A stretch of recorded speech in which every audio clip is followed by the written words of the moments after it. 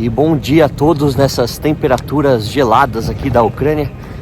Aqui não são nem 6 da manhã, estamos já aqui na região central de Lviv para pegar o trem em direção à capital Kiev durante as próximas 6 horas. Me acompanhe nessa jornada que vai terminar, obviamente, na capital, mostrando como ela foi atingida e tem sido atingida por conta da guerra durante os últimos 2 anos. Bom pessoal, após de mostrar a vocês todas as belezas de Lviv, foi hora de seguir bem cedo de trem para a capital Kiev, a maior cidade da Ucrânia com quase 3 milhões de habitantes. Atualmente, com o espaço aéreo fechado e muitos riscos dos bombardeios aleatórios, muitos ucranianos e também os estrangeiros, incluindo os políticos de países aliados, utilizam os antigos trens, em sua maioria herdados da era soviética, para viajar até a capital. As longas viagens pelas linhas de ferro são velhas conhecidas dos ucranianos desde a época soviética. De Lviv até Kiev são aproximadamente 560 quilômetros para uma viagem que levou cerca de 7 horas. Esse modelo de trem é composto majoritariamente por cabines onde há 4 camas, 2 de um lado e 2 do outro. Eu tive a sorte de ficar na cama de cima e, com os cobertores cedidos pela própria empresa de trem, consegui dormir facilmente com o embalo dos vagões. Eu pude observar muitas famílias dentro do trem, quase todas compostas por mães solteiras com seus filhos, provavelmente porque os maridos estão envolvidos de alguma forma com o exército, além de mulheres jovens sozinhas e também famílias com os avós. Essas viagens atualmente são principalmente para visitar os familiares e, em muitos casos, ajudar a restabelecer a vida de outros parentes que eventualmente perderam tudo no leste do país. Muitas histórias de vida se cruzam pelos trilhos de um país em guerra. E enquanto eu estava no trem, lembrava das imagens na TV dos vagões lotados de mulheres e crianças no início da guerra fugindo para a Polônia. Muitos calculam que mais de 6 milhões de ucranianos deixaram o país desde o começo do conflito, dos quais muitos já regressaram, principalmente ao longo de 2023.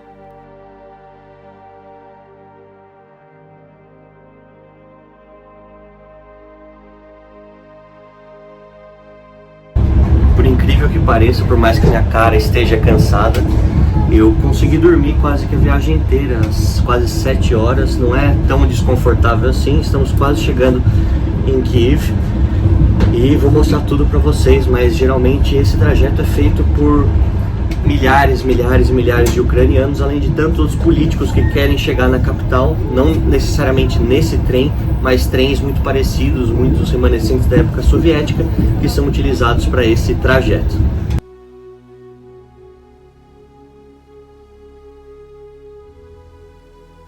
Chegando perto de Kiev, o cenário industrial e os edifícios soviéticos permaneceram os mesmos que eram na minha memória.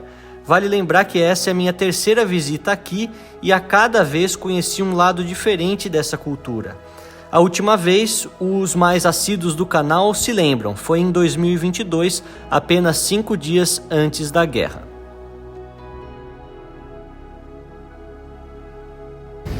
E depois de 2 anos, chegamos aqui novamente em Kiev, a capital ucraniana, para mostrar para vocês como a guerra afetou a vida dessa cidade. Se você não assistiu ainda os 2 vídeos que eu publiquei aqui, contando sobre a história, mostrando as belíssimas igrejas, os belíssimos museus que nós temos aqui nessa cidade, assista, que vale muito a pena. Foi gravado 1 semana antes da guerra começar e agora essa nova série, ou essa continuação da série, feita durante o período de guerra. Então, prestigie, vai valer muito a pena.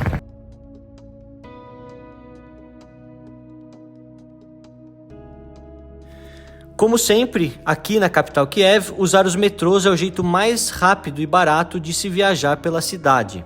Em algumas estações também vemos anúncios em apoio às Forças Armadas, assim como já mostrei para vocês na Rússia. Durante períodos de intensos bombardeios, a população da cidade buscou e ainda busca refúgio nas profundas estações de metrô, com a mais profunda, chamada de Arsenalna, chegando a 107 metros abaixo da terra. Durante esse e outros vídeos, talvez vocês reparem que em alguns momentos vou falar Kiev e outros Kyiv. Apesar de ser internacionalmente conhecida pelo nome russo Kiev antes da guerra, com a invasão e os sentimentos anti-russos, a população e parte do Ocidente começaram a adotar o nome da cidade em ucraniano, Kyiv, para mostrar também a existência da língua ucraniana. Por mais que ambas sejam línguas eslavas e muito parecidas, não são iguais, e isso é muito importante para os ucranianos como parte da sua identidade nacional. E cheguei aqui mais uma vez na região belíssima da Maidan Square. Acho que vocês que acompanham o canal há mais tempo vão reconhecer essa mesma fachada, esse mesmo pilar muito bonito, onde há várias homenagens aos mortos de guerra, e o Hotel Ucraína, onde eu fiquei da última vez e vou ficar também dessa vez agora também. Vamos explorar a cidade de Kiev neste vídeo, que vai tentar mostrar não só as belezas da cidade, porque isso já foi mostrado anteriormente, mas principalmente como que a vida está sendo executada aqui, apesar da guerra, apesar de todas as dificuldades, dos alarmes. Para mostrar uma visão um pouco mais próxima. Acho que é importante. Eu que fui para a Rússia, tenho que mostrar a Ucrânia para ser um jornalista imparcial. Por conta dos bombardeios aleatórios e que muitas vezes atingem complexos residenciais e comerciais, grandes hotéis e muitas vezes grandes edifícios possuem um bunker. No caso do meu hotel, o bunker foi feito pelo governo soviético lá na década de 1960, no auge da Guerra Fria, e está localizado no andar -4, ou seja, com pelo menos 10 metros de profundidade. Durante a minha permanência aqui, graças a Deus, não precisei usar o bunker, mas os alarmes foram frequentes, como vocês vão perceber mais à frente nesse vídeo. Bom, pessoal, eu acredito que vocês se lembrem que eu estava aqui na Praça de Maidan, uma localidade muito bonita. Vocês podem ver aqui, ó, toda essa região central, onde nós temos inclusive esse pilar que eu já mostrei para vocês, o Hotel Ucraína. Mas o que eu queria falar para vocês agora é passar um breve retrospecto desses 2 anos, né? Desde que eu estive aqui em fevereiro de 2022, agora em fevereiro de 2024, muito mudou. A gente teve naquele fatídico dia 24 de fevereiro de 2022 a invasão completa da Ucrânia, né? É bom a gente lembrar que desde a Euromaidan 2013, 2014 já houve uma espécie de revolução. Os russos falam que foi um golpe de Estado. O fato é que houve sim uma manifestação popular muito grande para tentar se desvencilhar de um modo de governo que se aproximasse de Moscou e tentar, de certa forma, aproximar o governo de Kiev à União Europeia, ao Ocidente, aos Estados Unidos, à OTAN. E isso fez com que, naquele momento, os russos já começassem uma guerra no Donbass, que é uma região etnicamente com muitos russos, e também anexassem unilateralmente a Crimeia, essa península que é tão importante do ponto de vista estratégico. Não bastando isso, nós tivemos um período de guerra em que morreram muitas pessoas, mas que não houve um cenário de guerra generalizado. Naquele fevereiro de 2022, isso mudou.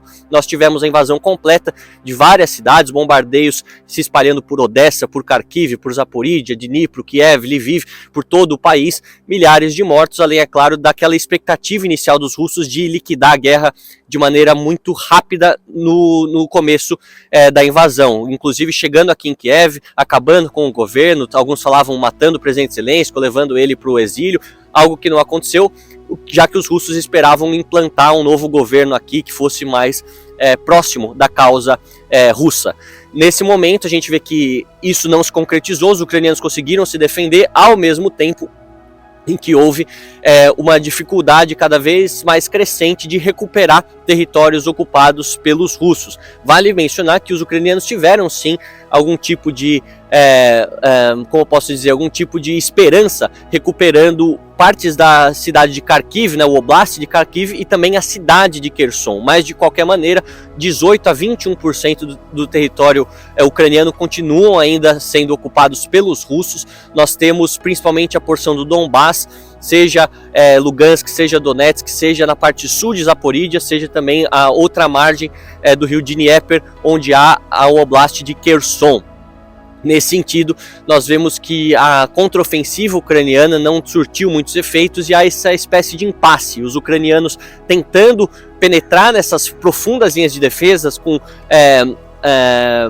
trincheiras, dentes de dragão, entre outras técnicas militares utilizadas pelos russos, ao mesmo tempo em que nós vemos que os russos também não têm avançado tanto, têm conseguido localidades importantes, mas daquele plano inicial de dominar a Ucrânia de maneira completa, dominar a cidade de Kiev, isso não se concretizou e provavelmente não vai se concretizar.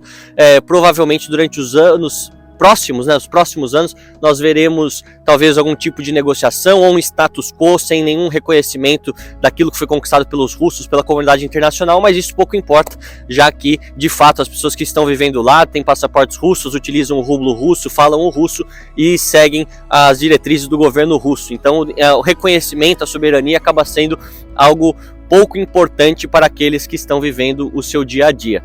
Durante esses 2 anos, vale a gente destacar que foram dezenas de milhares de mortos, alguns falam até centenas de milhares de mortos, mas os dados são incertos quanto a isso, e nesse sentido tivemos batalhas duríssimas, como em Mariupol, em que aqueles homens ficaram muito tempo esperando em Azovstal, né, aquela indústria siderúrgica, presos, além, é claro, da Batalha de Bakhmut, que teve a utilização dos mercenários da Wagner, entre tantas outras que foram batalhas sangrentas e vitimaram muitas e muitas pessoas, seja de um lado, seja do outro.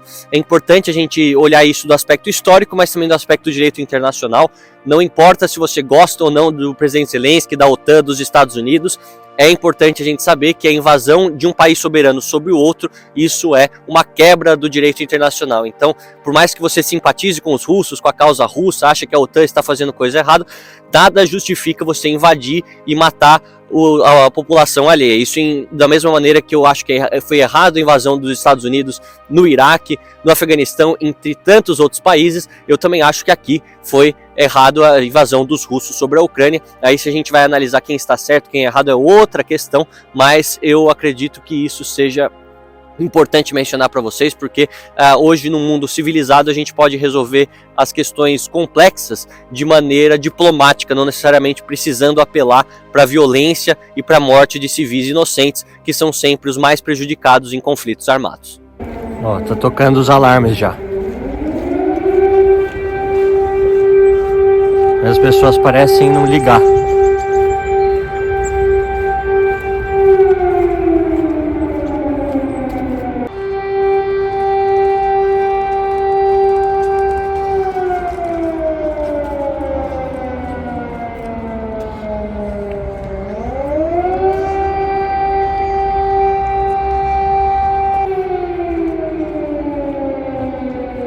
Isso me incomoda um pouco, você vê a despreocupação das pessoas. Será que elas se acostumaram tanto com os alarmes, com as sirenes de bombas, que aprenderam a seguir a vida? Isso é bem triste, você acaba agindo como os outros, né?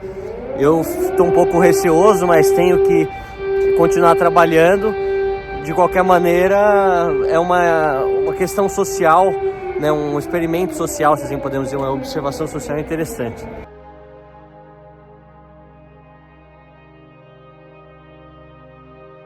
Os dados em relação aos mortos civis e militares não são oficiais e variam muito dependendo da fonte, indo de 45 mil militares mortos para cada lado até 500 mil militares mortos no total, sendo a maioria de ucranianos. Muitos dados falam também em cerca de 15 mil civis mortos.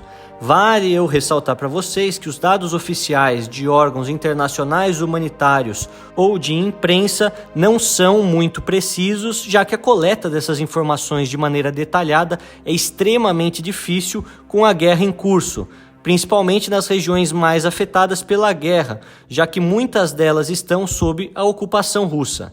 De qualquer maneira, o impacto na vida da população como um todo, e principalmente na vida de jovens homens, que foram para o exército e não voltaram, seja na Rússia, seja na Ucrânia, é devastador.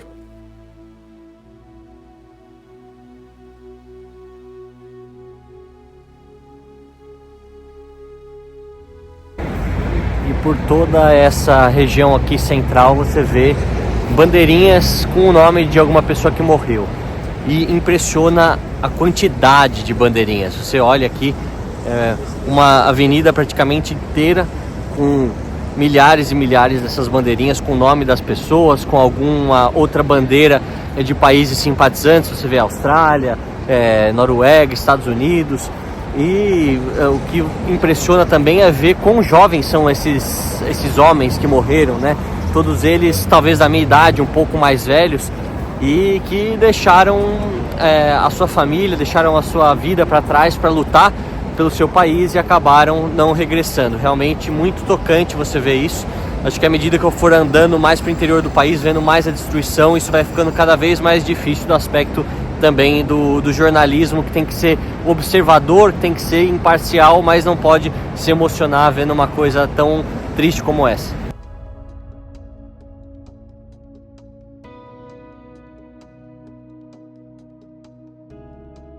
Pessoal, realmente vocês conseguem ver, ó, vai até o final, mostrei o começo e agora o final, e segue mais para esse lado aqui também tudo. Então realmente é algo impressionante. Vale mencionar que não há dados oficiais de quantas pessoas morreram, mas os cálculos de algumas agências de inteligência falam que foram 500 mil mortos já, seja entre os russos e os ucranianos nesses 2 anos de conflito, o que chama muito a atenção se nós considerarmos a população ucraniana, considerarmos também a dinâmica das guerras durante o período mais recente, que obviamente diminuiu bastante a mortalidade dentro do campo de batalha se compararmos com os períodos da história. De qualquer maneira, fica aqui o meu relato, realmente algo tocante de você observar.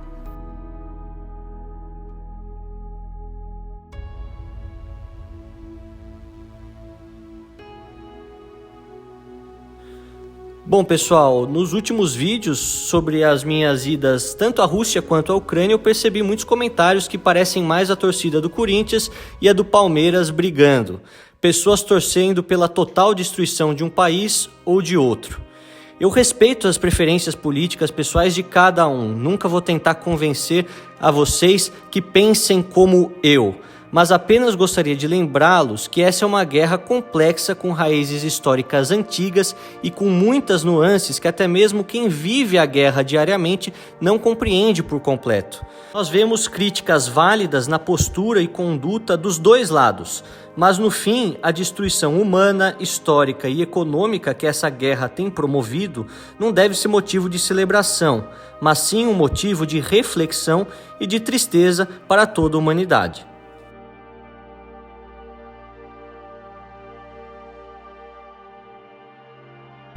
E aqui a gente vê as relíquias de guerra, se a gente pode dizer, dos ucranianos.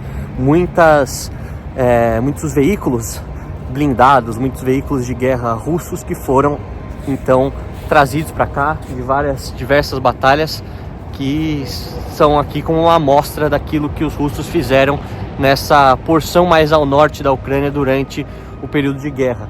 É uma região muito interessante, se você for pensar que eles colocaram aqui perto de um dos ministérios todos esses carros, todos esses tanques, e também perto das famosas igrejas ucranianas, essas igrejas que estão passando por um processo também de meio que perseguição interna, algo meio negativo que eu vou contar para vocês também ao longo dessa série. Mas de qualquer maneira é muito impressionante você ver todos esses veículos, inclusive há lá um míssil balístico que eu vou mostrar para vocês mais de perto. Tudo isso para mostrar a resiliência do povo ucraniano, que apesar das dificuldades do campo de batalha, não desistiu de lutar. Durante as primeiras semanas de guerra, toda essa região norte do Oblast de Kiev, essa região fronteiriça com a Bielorrússia, foi invadida e ocupada pelos russos, e um grande comboio militar chegou a pouquíssimos quilômetros de Kiev, no momento em que muitos pensavam que seria a conquista da capital ucraniana por Putin e o fim do governo Zelensky. Seja pela resistência ucraniana, seja por mudanças estratégicas dos russos, que não sabemos, isso não aconteceu. e grande parte daquelas cidades ocupadas e grandemente destruídas no arredor da capital foram recuperadas pelos ucranianos. Esses tanques e outros blindados são provenientes principalmente dessas localidades, mas também vindos de Kharkiv e de cidades que ficam na região do Donbass, onde a guerra é intensa até hoje. Essas cidades reconquistadas e fortemente destruídas serão mostradas por mim no vídeo seguinte dessa série. Como vocês podem ver, a vida em Kiev, apesar dos alarmes constantes, parece de relativa tranquilidade. Mesmo assim, vale ressaltar que os bombardeios ainda são constantes aqui no Oblast e tudo pode mudar em questão de segundos. A cidade conseguiu reconstruir alguns pontos destruídos rapidamente e os sistemas de defesa antiaérea mandados pelos países da OTAN protegem bem a população de milhões e também o governo ucraniano. Por isso mesmo que comparações da guerra atual aqui na Ucrânia com a atual situação em Gaza e Israel, ou até mesmo outros países do mundo, como a guerra civil no Sudão, criam falsas analogias e analisam de maneira rasa territórios e estados completamente diferentes. Caso os ucranianos não tivessem acesso a esses modernos sistemas de defesa, a destruição da cidade seria muito maior e, com certeza, o número de mortos civis poderia também já estar na casa da centena de milhar. O que eu quero dizer é que cada guerra tem suas características e compará-las meramente pelo número de prédios abaixo e mortos é banalizar o sofrimento do outro. Todas as guerras são cruéis, nefastas e ceifam a vida de inocentes. O nosso objetivo deveria não relativizar cada guerra, mas sim compreender o porquê elas acontecem, além, é claro, de desejar, orar e esperar que elas acabem o mais breve possível para pôr fim a todo esse sofrimento.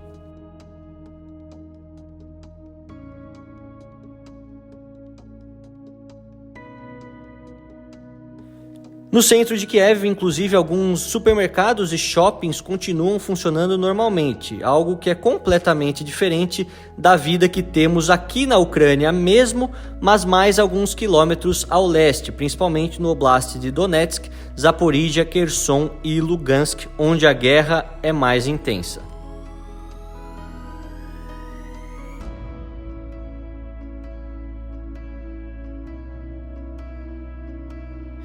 No próximo vídeo vou levar vocês comigo para Borodianka, Irpin e Bucha, cidades ocupadas pelos russos e destruídas pela guerra no início deste conflito lá em 2022.